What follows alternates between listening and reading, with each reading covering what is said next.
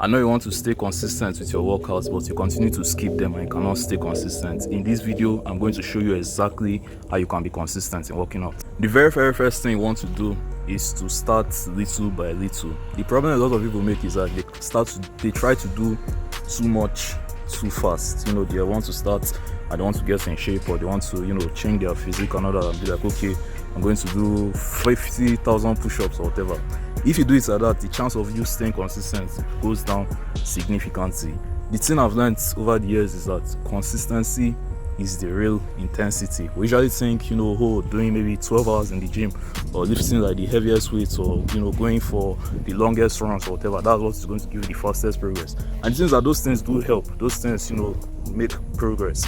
But the real intensity, the real progress comes from doing it for a long period of time. The real progress comes from doing it consistently.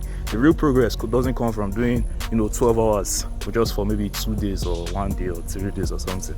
Then for the rest of for the next 6 months, you basically don't do anything.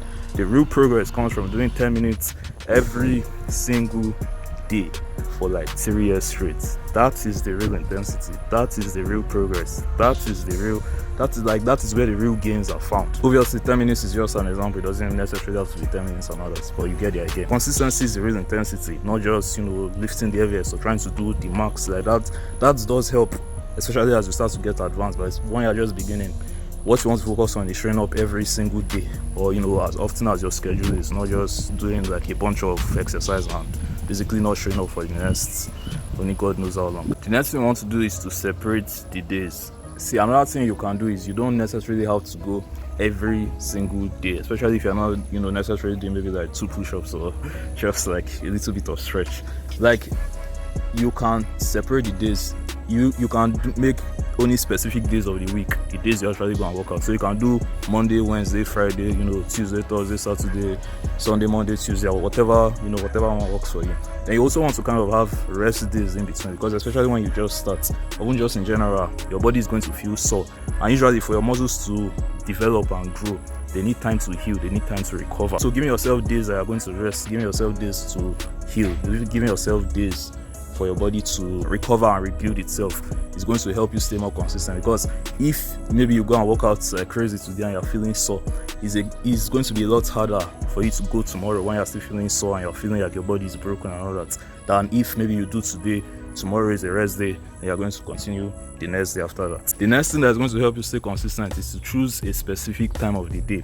One problem that a lot of us have is we just choose random time. So it's basically just whenever I feel like working out, I'll just go and work out and do the exercise and all that. But if you can have a specific consistent time of the day that you come every single day, it makes it a lot easier to fall into the routine. So maybe it could be early in the mornings. Like I remember back in 2020, those days when I was, it was like my workout arc or something like that.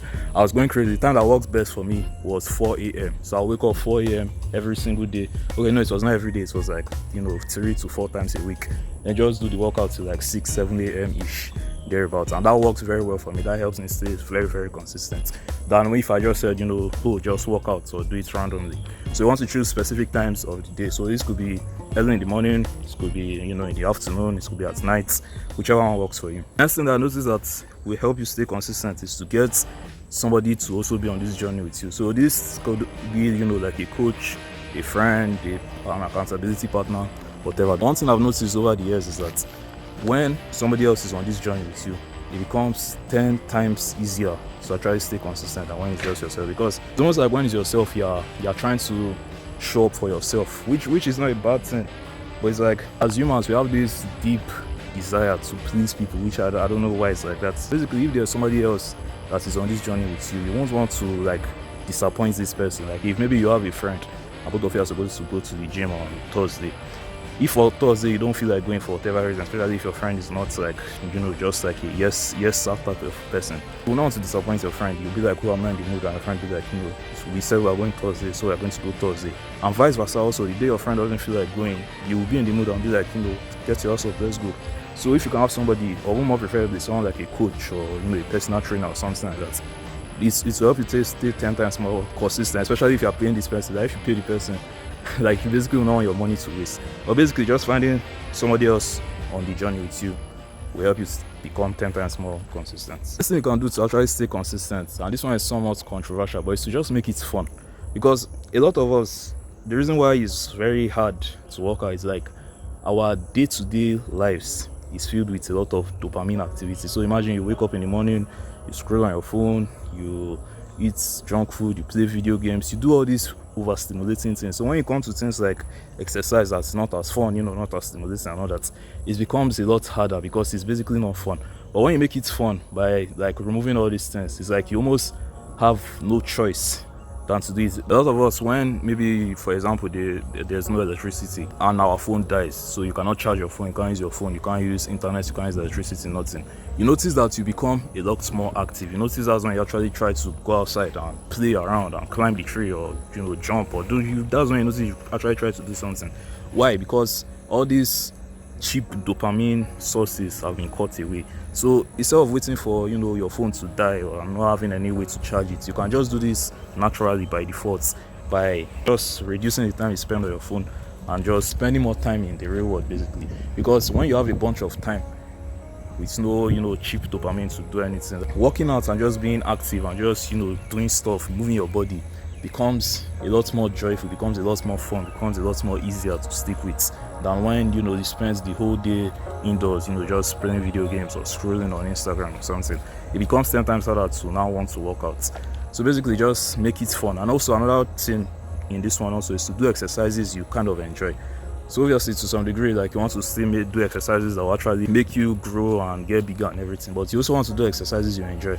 If, for example, you enjoy like maybe running, for example, like cardio, I don't know how many people enjoy that though, but enjoy running, like you want to do more of running than just maybe lifting weights or doing push-ups. If you enjoy lifting weights, you want to do more of lifting weights than running and all that. Just add exercises you enjoy. Little things like this will make you stay 10 times more consistent. And the very last thing is, at the end of the day, it's all on you. You are the one that can want this for yourself. Like nobody can want this for you, if that makes sense. Your life might be busy, your life might be hectic, but at the end of the day, it's what you make a priority that you give your attention to. Some people will be like, I have school, I have my job, and I barely have time for this or that. But if you look at their day-to-day activities, I'm very, very sure they still spend up to 1 hour on their phone. Very, very sure they still spend 1 hour just, chatting away, watching TV, just doing things like that. I'm not going to help them. So at the end of the day, it's like you can either be right or be jacked, if that makes sense. You can be right in the sense that I'm busy, which is true, you're right. Or you can just be jacked, which is, even though yes, you're busy and you don't have time, but you still find a way to make this work. So at the end of the day, it's all on you. It's all what you choose to make a priority that you actually get done. And if you choose not to pay attention to this, you're always going to remain like this.